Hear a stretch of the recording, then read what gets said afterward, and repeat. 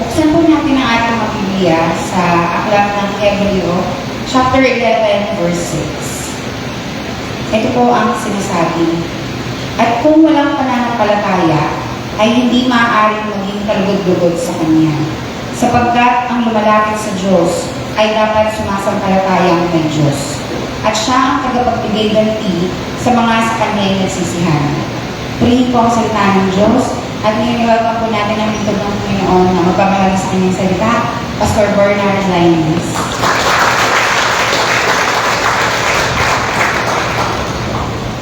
Amen. Palakpakan natin si Lord. Hallelujah. Hallelujah. So, umpisa pa lang hanggang ngayon. Panginoon, hallelujah. Sabihin mo sa Panginoon, hallelujah. Oh, glory to you, Lord. Hallelujah. Purihin ka, Panginoon. Napakabuti mo sa amin. Despite sa mga nagaganap at nangyayari sa aming kapaligiran, sa aming buhay, Panginoon, tapat ka sa amin. Kami po ay patuloy mo ginagabayan, iginagay mo kami upang makatapos kami sa buhay na ito. Alam po namin, Panginoon, na kasama ka namin. Hindi mo kami pababayaan. Hindi mo kami iwan. Kaya ikaw ang nararapat na purihin at sambahin. Ikaw ang nararapat na pasalamatan.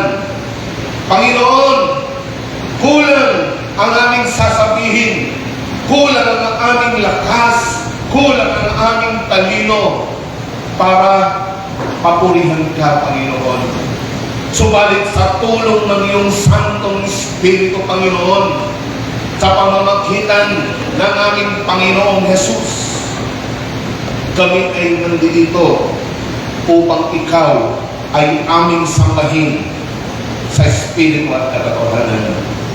Kaya sa oras ng daling ito, Panginoon, hinihiling po namin, O Diyos, nang mabuksan ang aming buong pagkatao, Panginoon, ang aming buong buhay, Panginoon, ang aming puso, ang aming isipan, Panginoon, upang ito po, Panginoon, ay maialay namin sa iyong kalugod-lugod sa iyong Panginoon. Kaya sa oras ng daling ito, Panginoon, ako nalingkod mo'y gamitin mo lamang. Ikaw ang mahayag, ikaw ang nagakila, ikaw ang maluwalhati at matas. Salamat po sa pangalan ni Jesus. Tayong lahat ng Diyos ay magsabing Amen. Amen. Sumigaw po tayong hallelujah. Oh, glory to the Lord. Makakapagod po tayo, mga kapatid. Hallelujah. Purihin po ang Panginoon. Purihin ang Diyos. Alam niyo po, mga kapatid, isa pong napakalaking pribilehiyo na nandito tayo. May mga ginamit ang Diyos. Ang Holy Spirit ay patuloy po tayo binibigyan ng desire upang tayo po ay patuloy na sumamba sa Diyos. Amen po ba? Huwag ninyong sayangin ang inyong mga oras sa mga bagay-bagay sa mundong ito. Sapagkat ang Diyos natin ay mas dakila sa lahat ng bagay. Amen po ba? It is impossible to please God without faith. Sino po ba ang may pananampalataya rin mataas ang kamay? Bakit konti lang tumaas? Sino ang may pananampalataya sa Diyos? Tandaan ninyo, lagi yung isipin na iyang pananampalataya na yan ay pangmalahan ka. Kahit ako na mensahe sa umagang ito, it's all about faith. Alam ko po na madalas na po itong narinig, madalas na po itong ibinigay sa akin. Sapagkat ang importante po sa ating mga kapatid, despite sa lahat ng nangyayari negatibo, nandiyan pa rin ang pananampalataya.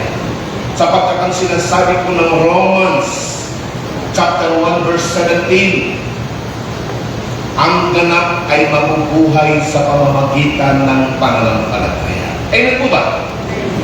Sapagkat ang pananampalataya na nasa atin ngayon, ang pundasyon niya ay ang salita ng Diyos. Ang pananampalataya na mula sa pakikinig natin tungkol kay Kristo na pinapangaral ng mga mangaral. Kaya kinakailangan natin bigyan ito ng importansya at ng kaseryosohan. Ano po ba ang pananampalataya sa inyong palagay? Ang sabi po ng Biblia, what is faith? Now faith is being sure of what we hope for and certain of what we do not see. Ang pananampalataya kapag tagal ng mga bagay na hindi mo nakikita, ito ang kasigurudan ng mga bagay na iyong hinihintay.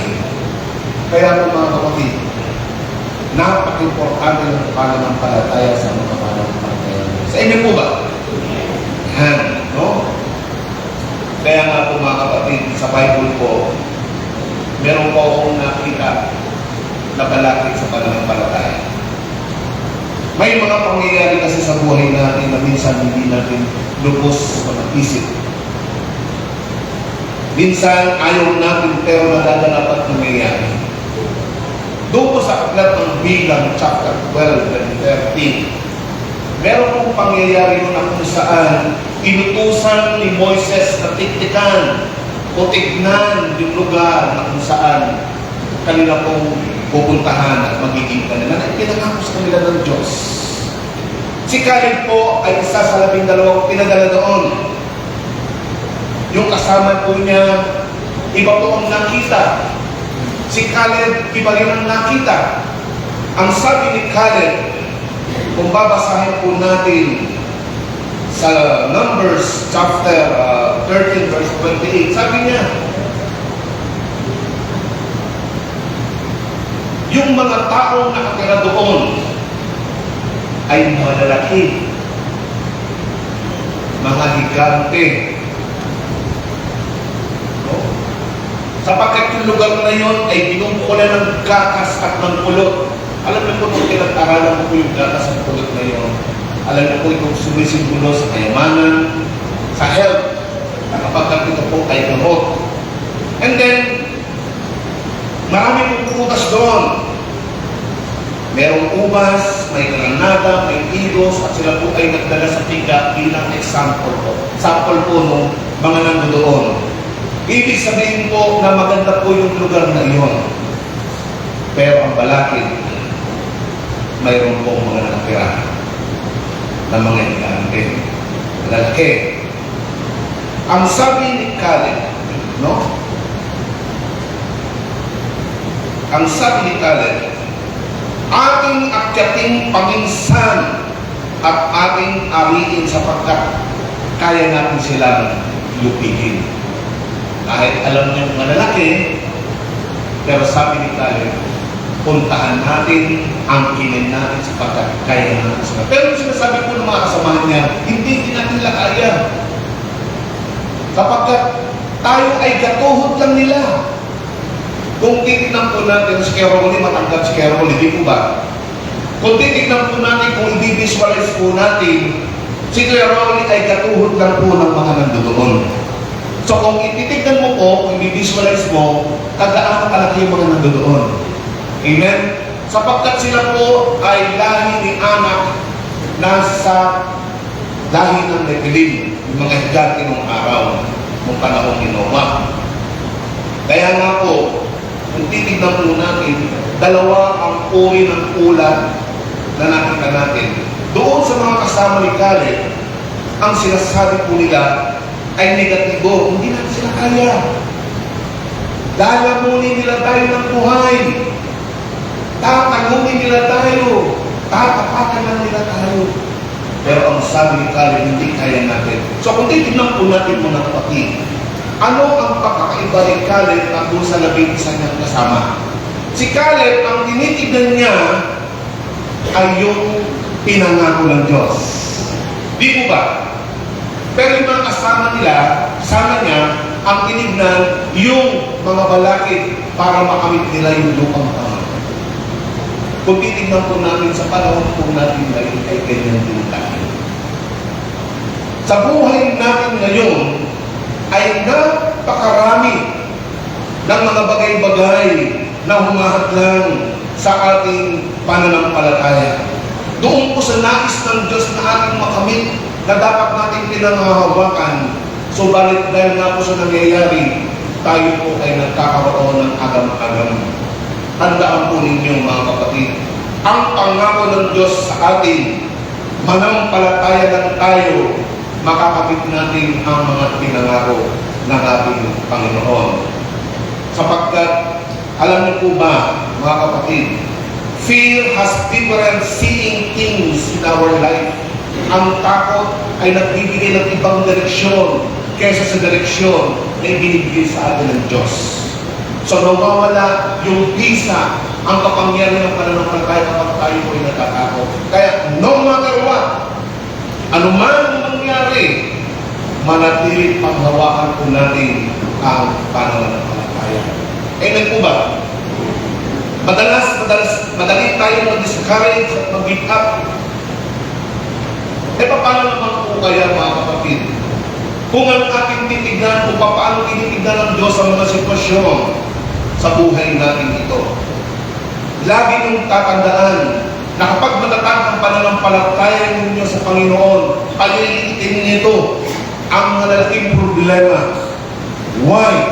Sapagkat mas malaki ang Diyos natin kaysa mga problema meron tayo. Amen po ba? Hallelujah. Purihin ang Diyos. Kung sa tao, ang sabi nga ng Panginoon sa Mateo 19:26, kung sa tao ay hindi magagal o mangyayari, sa Diyos walang imposible. Kaya yung Diyos na sinasamba mo, sinasampalatayanan mo, kaya niyang gawin ang hindi kayang gawin ng tao. Manampalataya ka lang. All we have to do is just trust the process. Tandaan niyo mga kapatid, sapagkat ang buhay natin dito ay hindi po katulad ng inaasahan ng iba na kapag tayo ay tumanggap sa Panginoon, hindi na tayo magkakaroon ng problema. Hindi po. Ang mga anak ng Diyos, ang problema sa buhay ay nagiging katakadan natin. Di po ba? No? Faith open door for miracle. Sapagkat ang Diyos lagi po siya gumagawa ng himala sa buhay natin. Katulad ko po, ang dami ko na rin pong pinagdaan ng problema. Katulad ni nanay, no? Ako din po yung nagkasakit. Pero isa lang po pinanghawakan ko, ang pananampalataya sa Diyos. Wala tayong magagawa sa mga bagay-bagay, pero ang pananampalataya sa Diyos may magagawa. Amen po ba? No? Sabi nga ng Panginoong Jesus sa Marcos 11:22, magkaroon kayo ng pananampalataya sa Diyos. Sapagkat ang sabi ng Panginoon sa verse 24 ng Marcos 11, ang lahat ng bagay na inyong idinadalangin at hinihingi ay magsasampalataya kayo, ay ito'y natanggap na ninyo at ito'y sasabihin niyo. Ganun po ang Panginoon. Napakarami po ng pangako ng Diyos. It's approximately around 7,000 promises of God. Ang lahat ng iyon ay para sa ating mga kapatid. Kaya nga po mga kapatid, sabi ng Panginoong Jesus, alinsunod sa iyong pananampalataya, yun ang magaganap at mangyayari sa iyo. Faith unlocks all the promises of God. Ang sabi nga po sa 2 Corinthians chapter 1 verse 20. For no matter how many promises God has made, they are yes in Christ, and so through Him the amen is spoken by us to the glory of God. Ang sabi niyan, sa dinami-dami-dami ng pangako ng Diyos, yan ay oo kay Kristo Jesus. All we have to do is just say amen. Sapagkat ang amen is the highest form na ikaw ay umaakoy sa Diyos. Di po ba? Mga kapatid ko, ang pangako ng Diyos ay para sa ating lahat na nananampalataya. Sabi diyan, yes in Christ. Kapag ikaw ay nananampalataya sa Panginoon, even though na nag-i-exist pa ang mga problema sa harapan mo, lagi mong tatandaan, may pangako ang Diyos. Sabi ko ng Panginoon, Matthew 11:28, come to me. Di po ba? Ang dapat po natin lapitan ay hindi tao, kundi ang dapat po natin lapitan ay ang Panginoon. Sabi niya, come to me, all you weary and heavy laden, and I will give you rest. Kaya nga sabi niya nga po sa verse 30, for my yoke is easy and my burden is light. Meron ka rin burden, pero light. Why?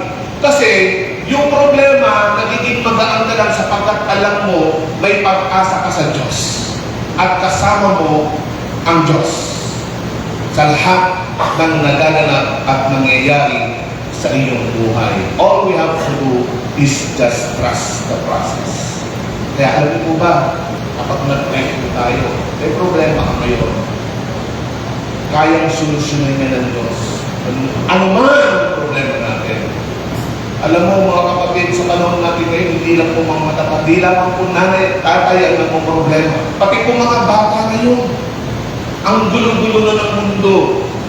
Nakikita po namin mga bata ngayon, nagkagawa na po nila yung hindi dapat nilang gawin because of social media. Masyado na po silang exposed. Kaya po, tayo mga magulang, panghawakan po natin ang mga pangako ng Diyos, ang salita ng Diyos. Sapagkat ang Panginoon ang sabi po sa Ephesians 3:20, now to Him who is able to do immeasurably more than we can ask or imagine. All we can ask or imagine.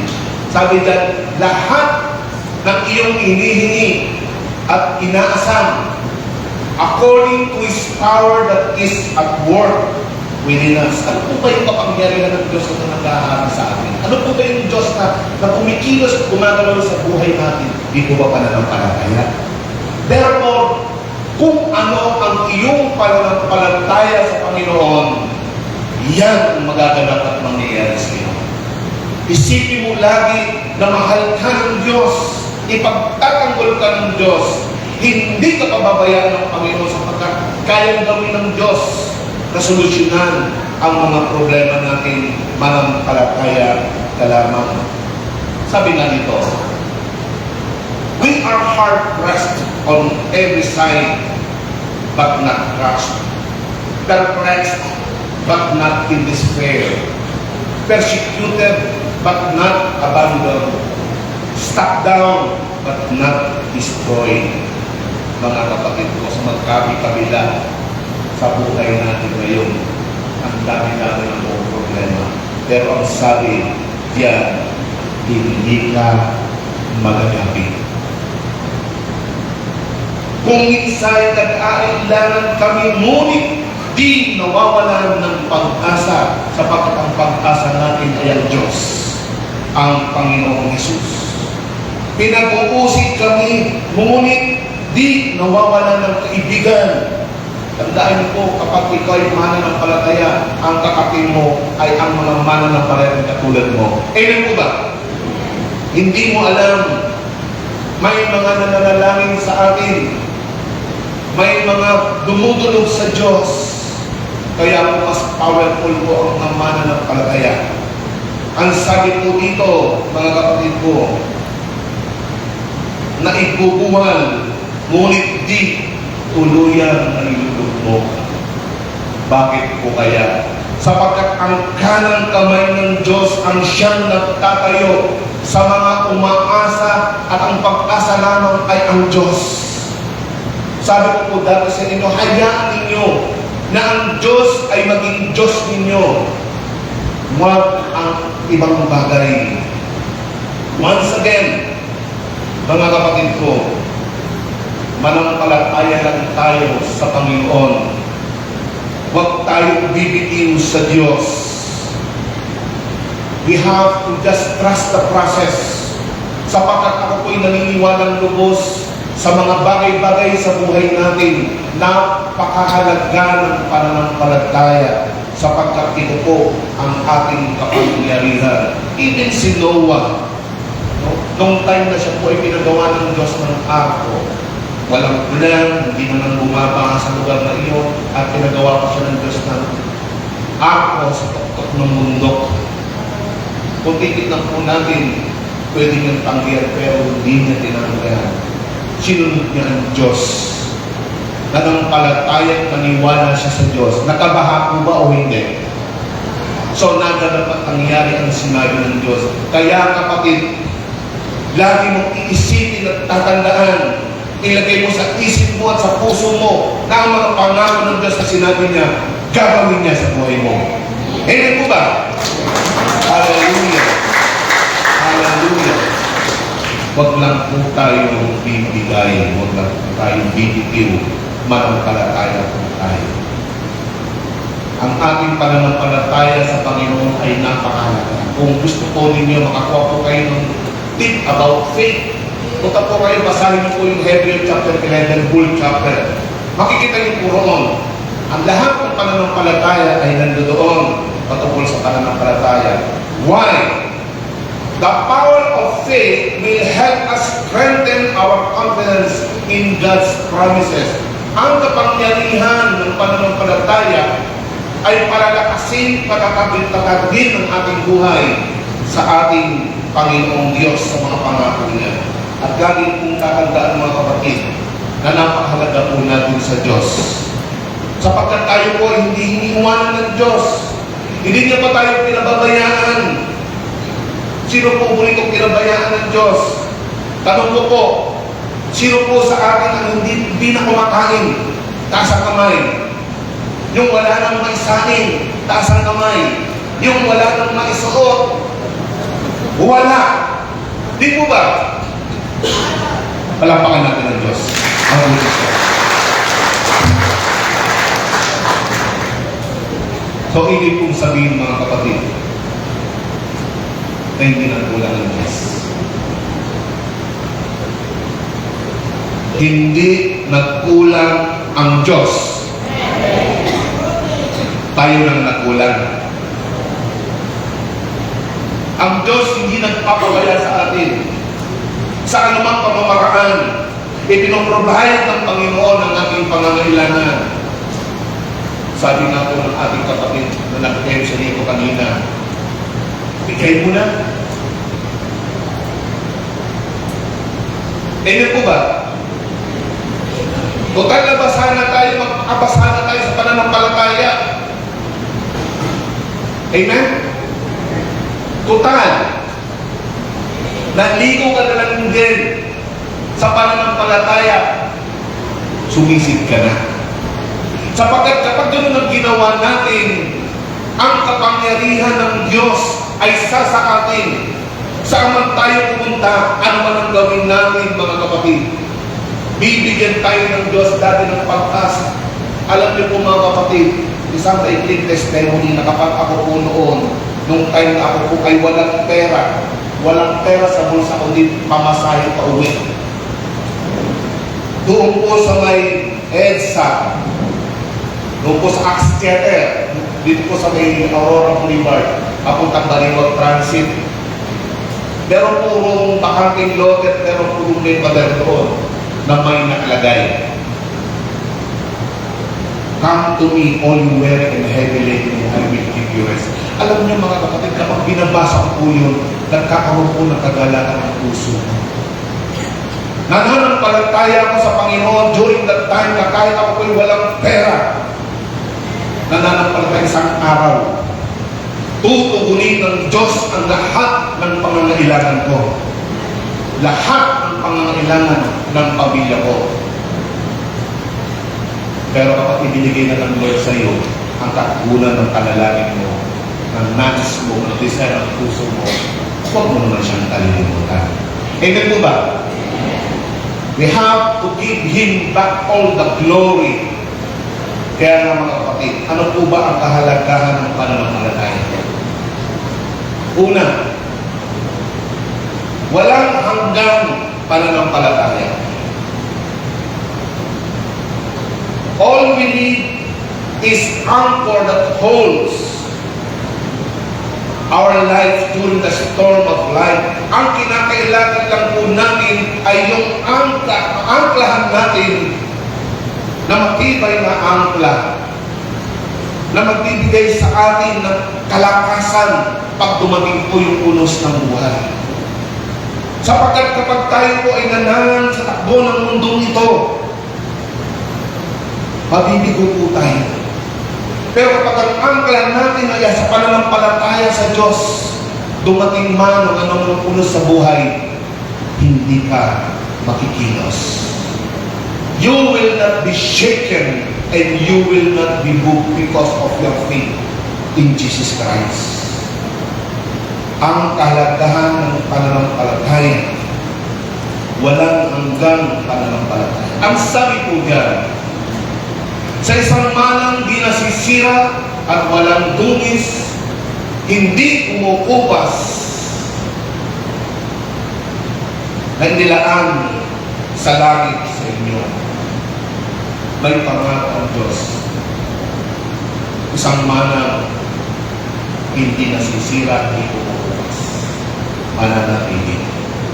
Saan? Sa langit. Ang sabi po dyan,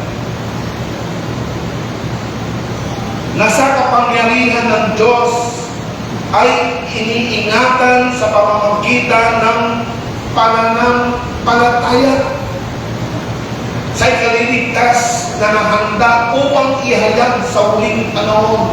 Iniingatan ng Diyos ang kanyang pangako sa bawat isa sa atin, mga kapatid, sa pamamagitan ng ating pananampalataya sa Kanya. Pero kapag tayo nag-alinlangan sa Panginoon, yan ang problema. Kapag hindi na natin ikinoon kay Jesus Christ ang ating mga paningin, nagkakaroon na po tayo ng problema. Kaya nga ang sabi ng Bible, we must look unto Jesus, the author and the perfecter of our faith. Kapag si Jesus ang nasa isip mo, kapatid, tandaan mo, kahit existing ang problema mo, may lakas ka ng loob dahil may pananampalataya ka sa Kanya. Tandaan nyo, isang manang di nasisira, walang dungis, hindi kumukupas ang sa iyo sa pamamagitan ng pag-iingat, sa pamamagitan ng pananampalataya. Ang tanong ay hindi kung may pananampalataya ka, kapatid. Sapagkat lahat ng tao may pananampalataya, even atheist, Buddhist, Muslim, at marami pa pong mga reliyon, may pananampalataya po sa kanyang iba ang pananampalataya sa pamamagitan ng kanilang talino, sa pamamagitan ng kanilang lakas. Yan ang pananampalataya. Pero tayong mga anak ng Diyos na nagbasa ng Bible, ang pananampalataya natin, anak kay Kristo Jesus. Amen? Ang tanong ay hindi kung may pananampalataya. Ang tanong, ano ba ang pundasyon? Saan ba nakaangkla ang pananampalataya mo? Kaya nga sabi ko kanina, sa Romans 10, ang pananampalataya nagmumula saan? Sa pakikinig tungkol kay Kristo. Doon po dapat iangkla ang ating pananampalataya. Tatlong bagay. Ang pananampalataya kay Kristo ay hindi po mawawala. Faith in Christ is imperishable. Paano mangyayari yun? Paano mangyayari pag ang pananampalataya kay Kristo ay hindi mawawala? Hindi masisira. Ang sagot, nasaan si Kristo ngayon? Nasaan si Jesus Christ ngayon? Nasa langit. So, ibig pong sabihin ng ating pananampalataya ay hindi mawawala kapag ito po ay nakay Kristo. Sabi ng Panginoong Jesus sa kanyang mga salita na kinakailangan ilagay po natin ang ating kayamanan O hangarin po natin ang kayamanan sa langit na hindi pwedeng nakawin, hindi pwedeng mawala, hindi pwedeng amagin o masira. Amen po ba? Kaya nga mga kapatid, kay Jesus natin dapat ibigay o iangkla ang ating mga pananampalataya. Only the kingdom of God will remain forever. Ang lahat-lahat po mawawala, masisira. Pero yung pananampalataya mo, hindi masisira. Pangalawa, our faith in Christ will be uncorrupted. Narinig na po ba yung phrase na absolute power corrupts absolutely? Amen po ba? Absolute power corrupts absolutely. Yan po ang problema sa mga tao. Yan po ang pinagmumulan ng mga problema ng kasalanan ng mga tao. Di po ba ang daming politiko sa umpisa, ang ganda po ng kanilang mga pangako, ang ganda po ng kanilang ginagawa. Pero kapag yung incorruptible na po, yung mga bagay na kalinaan na, ang pumasok sa buhay nila, nawawala na po yung tuloy na paglilingkod nila. At napapalitan na po ito ng maling paglilingkod sa kapwa. Ganyan po ang nangyayari. Hindi lamang po sa Pilipinas. Kahit saan bansa na nangyayari at nagaganap yan. Therefore, if we place our faith to the leader or in the leader of the country, it's just a matter of time, masisira ang mga pinanako po nila. So, balik kapag ang ating pong pag-asa ay ibinibigay natin sa Panginoong Yesus, tandaan po ninyo, yan ay mananatili magpakilanman. Pakinig po kayo. God has absolute power, but it is uncorrupted. There is no pride or ego in the power of Christ. Yung kapangyarihan ng Diyos ay hindi pwedeng i-corrupt yan. Sapagkat ang Diyos natin ay matuwid. Ang Diyos natin ay dakila. Kapag sinabi ng Diyos, ginagawa niya. Sa pangwalang hanggan, mga kapatid, si Jesus ang makapangyarihan sa lahat. Amen? Kaya nararapat na iangkla mo ang pananampalataya mo kay Jesus. Amen po ba? Pangatlo, ang ating pananampalataya is unfailing. Sa panahon natin ngayon, ang dami-dami na pong pagbabagong nangyari. Ang dami-dami na pong mga uso. Kahit mga Kristiyano, nakikiuso. Amen? Kung babalikan po natin ang buhay po natin, 10 years, 20 years back, di po ba? Ibang-iba compare po natin ngayon. Ibang-iba na po. Yung style, sabi po dito, yung kasuotan, yung hairdo, yung mga gadgets. Way back 1990, babalikan ko lang po. Alam niyo po sa totoo lang, no? Kahit minsan sa panaginip, nare-recall ko po, bumabalik po yung dati kong buhay sa Saudi Arabia. Ibang-iba po kami noon. Kapag tatawag po kami sa telepono, sino po galing dito sa Saudi? Nasa kamay. Ako lang yata. Alam niyo po, pag sa Saudi Arabia, pagkatawag ko noong araw, yung telepono po roon, yung nilalagay mo ng piso-piso. No?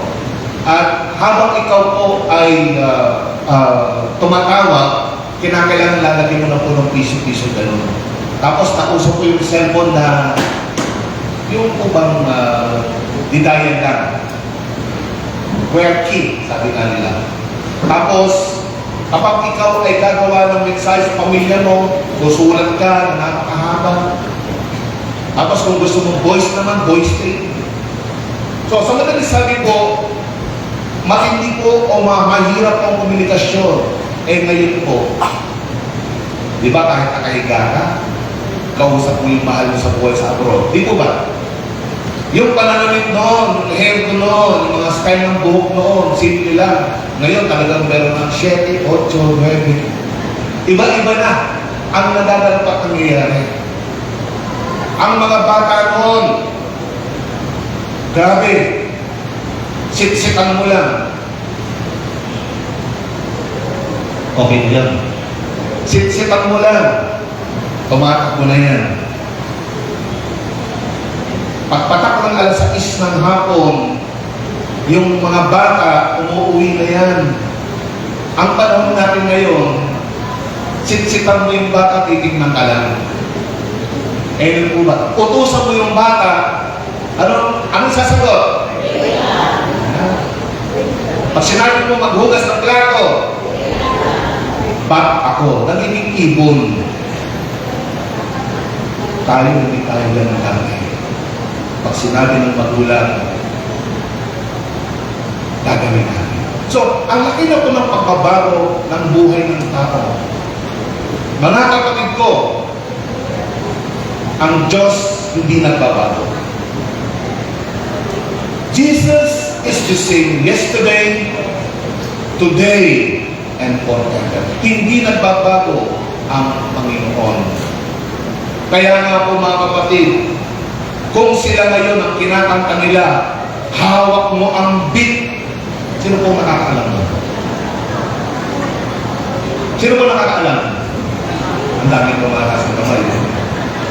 Ang hawak natin ngayon, ng mga anak ng Diyos, hawak natin ang faith. Palakpakan natin.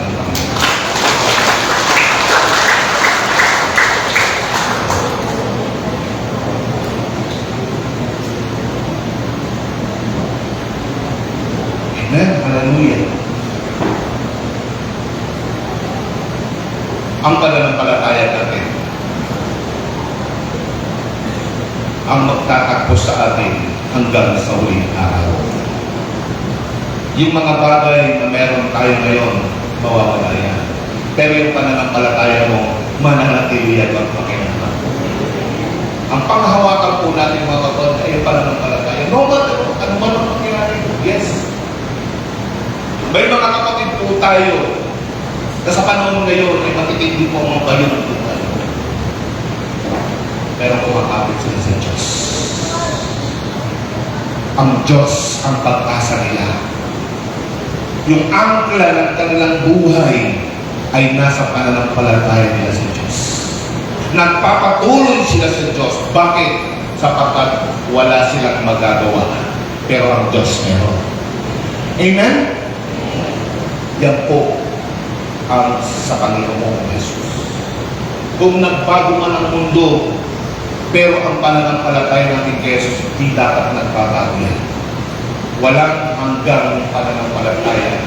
Isang manang di nagkukupas, walang dulis, hindi kumukupas, di nasisira. Ang yan po ay iniingatan sa pamamagitan ng pananampalataya natin. Amen? Our faith in Christ is imperishable. Our faith in Christ will be uncorrupted. Our faith in Christ is unfailing. Pangalawa, sinubukang pananampalataya. Sinusubok na po ba pananampalataya niyo? Tandaan niyo po, habang tayo po ay nabubuhay sa mundong ito, habang tayo po, yung mga paan natin nakatungtong sa lupa, yung pananampalataya po ay susubukin. Iba-iba ang level. Ang sabi po dito, ito'y dapat ninyong ikalala. Bagamat maaaring magdanas muna kayo ng iba't ibang pagsubok sa loob ng maikling panahon, ang sabi dyan, ikagalak daw natin. Ano daw yun? Yung pagsubok na dinadanas natin, magtatagal po ba? Maikling panahon. Doon sa maikling panahon na iyon, kinakailangan natin magtiis. Sapagkat sa pagtitiis natin, magiging mature tayo sa ating pananampalataya sa Diyos. Ang ating pananampalataya ay dapat nakaangkla sa timeless nature of Christ. Pero may katanungan po. Paano po ba natin malalaman ang ating pananampalataya kay Kristo ay mananatili sa panahon ng bagyo ng buhay? Bakit ba tayo dapat magtiwala kay Jesus? Alam niyo po ba kung bakit, mga kapatid? Sapagkat yan ay hindi ordinaryong pananampalataya. Yan ay sinubukan pananampalataya. It is a tested faith. Tinitreasure ng Panginoon ang tested faith sapagkat kinakailangan madaanan natin yan. Countless people have placed their faith in Christ at natagpuan na nananatili silang matatag sapagkat ang kanilang buhay at kanilang pananampalataya ay nakaangkla kay Jesus Christ. Si Jesus Christ na hindi nagbabago noon, ngayon, at magpakailanman. Nakita ni Pedro ang kahalagahan ng pananampalataya na ito ay mahalaga. Sabi na po dito, ang ginto na nasisira ay pinararaan sa apoy upang malaman kung talagang dalisay. Gayon din naman ang inyong pananampalataya na higit kaysa ginto na pinararaan sa apoy upang malaman kung talagang tapat. Sa gayon, kayo'y papupurihan, dadakilain, at pararangalan sa araw ng pagkahayag ni Kristo. Kaya kailangan natin magtagumpay. Kung ang ginto na nasisira, pinararaan sa apoy, ganyan din po ang ating pananampalataya. Dumadaan sa pagsubok. Ano ang dahilan? Upang makita kung ito po ay totoo. Kung ito po talaga ay dalisay. No? Pero kapag napagtagumpayan po yan, tandaan po. Ulitin ko po. Pagkaano po katagalan ang mga pagsubok sa buhay, may panahon. Ang kinakailangan natin mag-is. Amen? Alam ko po meron po mga kalahero dito. No? Kung titignan po natin yung mga nagmimina ng ginto doon sa minahan, yung po kasing ginto kasama ng bato. Nasa bato po siya, nakakapit sa bato. So ang gagawin po nila, kukunin nila yung bato at yung bato na nakuha lang ni ginto ay ipararaan po yan sa apoy, sa matinding apoy upang maging likido. At kapag yan po ay naging likido, maghiwa-hiwalay po ang alin? Ang silver, ang copper, at ang iron. So kahit mga dumi, aangat po yun. And then after that, yung prosesong gagawin nila, matitigasin ulit, yung natanggalan na po nila ng mga ibang elemento, and then same process ang gagawin po nila. Ano po kaya ang intensyon ng mga nagkikinto kung bakit paulit-ulit po nilang palalambutin, gagawing liquid, patitigasin, tapos same process para makuha po nila ang purong ginto. Di po ba? Amen po ba? No? Mga kapatid ko, kung ang magbiginto, ang gusto niya is makuha niya ang tunay na ginto. Kapag ang mga impurities o yung mga ribaba o yung mga dumi, yung ibang mga elemento ay lumutang at mawala doon sa gintong iyon, masasatisfied siya na yung gintong nakuha niya ay purong ginto na. At ito po ay maibibenta niya po ng mahal. Sabi ni Pedro, faith is like gold.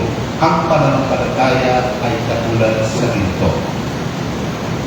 Kapag ito ay sinubukan, it will begin to bring the impurities to the surface. And when impurities are removed, yung pananampalataya mo is the same process. Kapag tayo po ay nasusubukan sa proseso ng pag-aayos ng ating buhay sa pamamagitan ng mga pagsubok na yan at nananatili kang matagal, nagtagumpay ka sa buhay na ito. Amen po ba? At mas magiging matatag ka. Ang tao, tinitreasure po nila ang ginto. Kahit gold-plated nga lang ngayon tinitreasure nila yan. 1K, 2K, 3K, 18K, 21K, 24K. Alam niyo po sa Saudi Arabia, ito pangalaki. At chapel natin, makikita mo po ginto po yan. Malulula ako sa ginto. Tandaan niyo, pag nasa langit na tayo, lalakaran na lang natin ang ginto. Amen po ba? No? Yan. Kung ang ginto ay mahalaga dito sa lupa, mas mahalaga ang pananampalataya natin kaysa sa ginto. Bakit po? Ang ginto ay mawawala, pero ang ating pananampalataya ay mananatili magpakailanman. Ang ating pananampalataya ay siyang magiging dahilan upang makatapos tayo sa buhay na ito papunta doon sa lupa, sa bagong lupang ipinangako ng Diyos sa pangwalang hanggan. Ang ating pong pananampalataya sa Ebanghelyo ng Panginoon sa kanyang kamatayan, sa kanyang paglilibing at pagkabuhay na mabuli ay napaka-importante sa ating mga kapatid sapagkat dyan tayo mapupunta sa langit at yan ay mas mahalaga pa kaysa sa ginto. Our faith is in something eternal, not in something that can be destroyed. Ang ginto pinahalagan pero nasisira yan. Ang pananampalataya mo kapag yan ay nasubok, mga kapatid, walang aagaw sa inyan. Amen po ba? Yan. Mahalaga po yan. Our faith should reflect Jesus. Katulad po ng mga naggiginto. Pag nakita na po nila sa bara ng ginto na nagre-reflect na po yung kanilang image doon sa bara ng ginto, ganyan din po sa atin. Kapag si Kristo na ang nakikita sa iyo, mga kapatid, sinubukang pananampalatayang meron ka at si Kristo na ang nakikita sa iyo. The end result of a Christ-centered faith sa ating buhay ang siyang mag-mold sa ating buhay nito. Siya yung uhukis sa atin at sasabihin ng tao na lalakad ka kahit hindi ka nagsasalita na ikaw ay mananampalataya. Sasabihin nila na ang tao ito ay maluwid sa harapan ng Diyos. Ang ating pananampalataya ay mag-uumpisang maging malalim sa pagkilala sa ating Panginoong Yesus at sa ating buhay ay mag-uumpisang magbago po yan. Tandaan niyo po yung mga kapatid, our life begins to reflect the image of Jesus Christ. Amen? Amen po ba? Magiging Christ-like po tayo. That is the intention of God. Yan po yung intensyon ng Diyos Ama natin na maging kawamis tayo ng kanyang anak sa pamamagitan ng ating pananampalataya sa Panginoon. No? Dapat ang sentro ng ating pananampalataya ay ang pag-ibig natin kay Kristo Jesus. Ang sabi po dito ay hindi ninyo siya nakita kailanman, ngunit siya'y inibig ninyo. Hindi pa rin ninyo siya nakikita magpahanggang ngayon, ngunit nananalig na kayo sa Kanya. Dahil dito'y nag-uumapaw ang inyong puso, ang kagandahan na di kayang ilarawan ng salita. May tanong ako sa inyo, sino na po ba ang nakakita kay Kristo? Taas ang kamay. O may tumataas isa. Sino po ang nananampalataya kay Jesus kahit di niya nakita? Sino po ang nagmamahal kay Kristo kahit hindi pa niya nakikita si Kristo? Yan ang mga anak ng Diyos. Importante na tayo po ay nananampalataya sa Panginoon kahit hindi natin siya nakikita. Sinabi yan ng Panginoon Jesus kay Tomas. Sabi ni Tomas, mas mapalat ang taong hindi nakakita, pero nananampalataya. Kaya mas mapalat po tayo. Amen? Sabi mo sa katabi mo, mapalat ka. Dahil hindi mo pa nakita si Kristo, mahal mo na siya. Palakpakan natin ang Panginoon. Hallelujah. Faith is speaking sure. Ang pananampalataya kapatagan ng mga bagay na ating inaasahan at kasiguraduhan sa mga bagay na hindi natin nakikita. Even doon hindi po natin nakita si Jesus, pero mahal na mahal natin siya. Even doon hindi pa natin nakikita si Jesus, pero nananampalataya tayo sa Kanya. Yan ang pananampalataya. The essence of faith doesn't require seeing it or meron pong pruweba. Pero ang sinisigurado dito, kapag mahal mo ang Diyos, may pananampalataya ka, sigurado ang iyong kalalagyan sa langit. Kaya nga po mga kapatid, mapalad tayo. Amen? Mapalad po tayo. Pangatlo, tunay na pananampalataya. Ang sabi po dito, tungkol sa kaligtasan ito, masusing nagsiyasat at nagsuri ang mga propetang humula sa kaloob na itong nakalaan sa inyo. Sinuri nila kung kailan at papaano ito mangyayari. At sa ang panahon ito ay tinutukoy ng Espiritu ni Kristo at ang parangal na kakamuhin niya. Nang kanilang ipahayag ang mga katotohanan ito, ipinaunawa sa kanila ng Diyos na ang ginawa nila ay sa kapakinabangan ninyo at hindi sa kanila. Ang mga katotohanan ito ay narinig ninyo ayon sa tagapangaral ng mabuting balita. Yan po ang ipinapangaral namin, ang mabuting balita ni Kristo. Na kapag kayo na ng palataya kay Kristo, may pag-asa po kayo. Kung kayo mananampalataya sa Panginoong Yesus, may buhay na walang hanggan po kayo. Yan po ay matagal na pong hinula ng mga propeta, pero ang sabi po yan, hindi po para sa kanila, kundi para sa atin. Tayo po yung beneficiary. Amen? Kaya nga po palakpakan natin ang Diyos. Hallelujah. Ang pananampalataya ni Pedro sa ating Panginoong Yesus ay walang hanggan. Mahalaga ito. Hayag at puno ng pagmamahal. Ang tanong ko po, ganoon din po ba ang ating pananampalataya sa Panginoon? Mahal niyo po ba si Jesus? Patunayan ninyo. Patunayan ninyong mahal niyo ang ating Panginoong Jesus. Na sa pamamagitan ko, kapag kayo ay dumadanas ng pagsubok, hindi po magbabago ang pananampalataya. Kapag ako po'y naniniwalang lubos, na hindi kikilos ang kamay ng Diyos kung anong meron ka ngayong problema, kikilos ang kamay ng Diyos sa pamamagitan ng iyong pananampalataya sa Kanya. Sapagkat ang Diyos ay nagbibigay sa atin ng pag-asa sa pamamagitan ng ating pananampalataya. O paano Sinabi noon sa Book of Isaiah, ipapanganak ng lalaki, batang lalaki.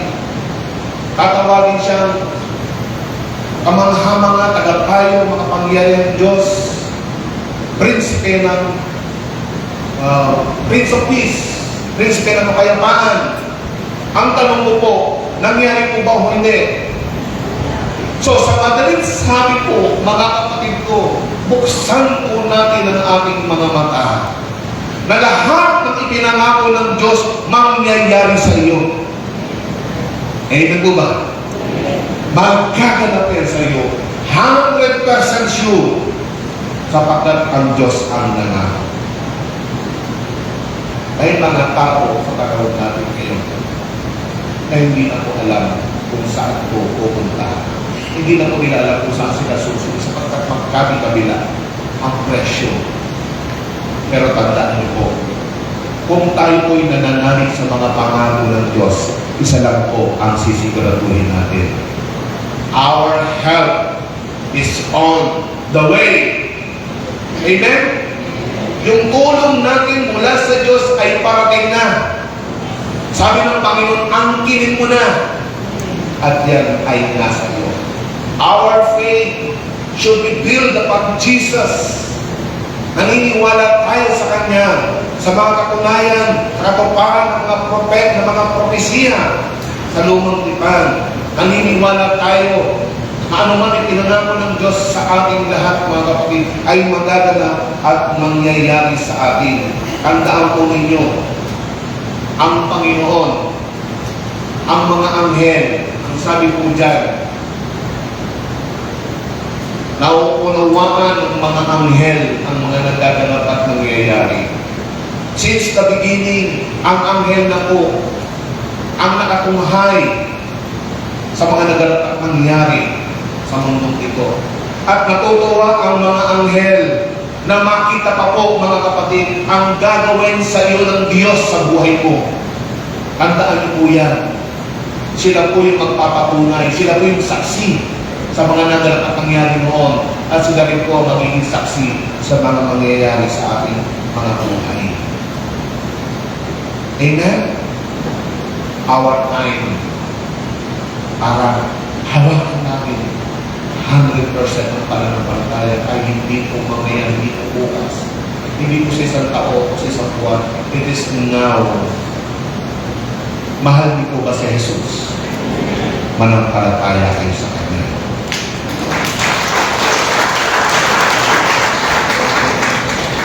Lagi kong tatandaan na kapag kay Jesus Christ ninyong inangkla ang inyong pananampalataya, mananatili yan.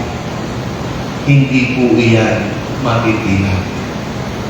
Sapagkat siya po yung sandalan natin. Hallelujah. Marami na po mga tao, putik na po natin babasahin po natin sa Bible. Marami pong tao ang ibinigay ang kanilang pananampalataya sa Diyos. Like Abraham.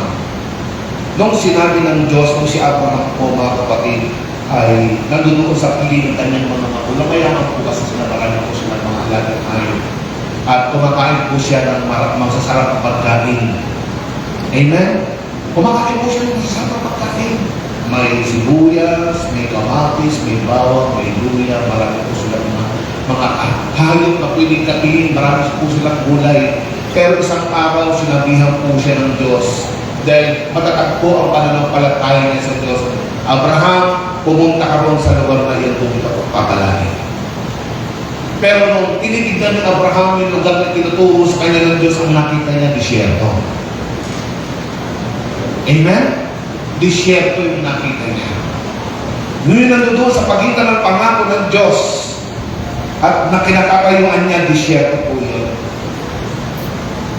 Pero alam niyo nakita ni Abraham, sabi niya nito, for he was looking forward to the city with foundation whose architect and builder is God. Yan po yung nakita ng pananampalataya niya.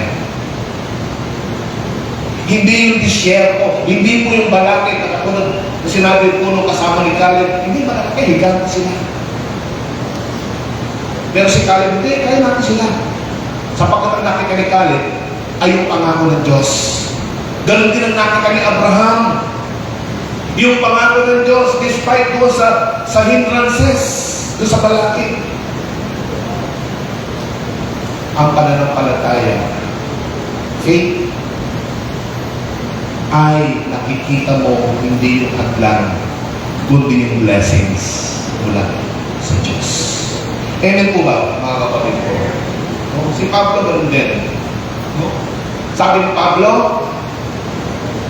ang dami-dami na po naging problema. Pinersecute siya, pinilanggol siya, nilatigo po siya, maraming beses po siya na-shipwreck, nasira po yung barko na nasa kanya. Pero ito po yung bandang sinabi niya, bandang po. I hope the good fight, I have finished the race. Ano po yung pinanghawakan niya? Nanatili ako, pinanghawakan ko ang pananampalataya. Kaya napunta ng pananampalataya. Mga kapatid ko, huwag kayong bibigil sa pananampalataya. Sapagkat kahit ngayon, yung pananampalataya na yan, ang siyang magtatagpos sa atin, sa ating bukas ng may katagumpayan. Kaya nga po, ang dapat natin gawin, let us fix our eyes on Jesus, the author and perfecter of our faith, who for the joy set before him endured the cross, scorned its shame, and sat down at the right hand of the throne of God. Even si Lord Jesus Christ ay nagbaka din. Si Jesus Christ ay pinahirapan din, ipinako sa krus. Pero dahil sa kanyang pagsunod sa Ama, nasaan po siya? Nasa kanan ng Diyos. Amen po ba? Sabay-sabay po natin basahin mula sa puso natin. 1, 2, 3. Without faith, it is impossible to please God. Not bukas, not sa isang buwan, not sa isang taon.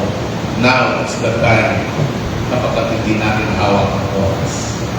Without faith, it is impossible to please God. Gusto mo bang pagpalain ka ng Diyos? Manampalataya. Ayaw mo lahat ito ngayon, mga kapatid.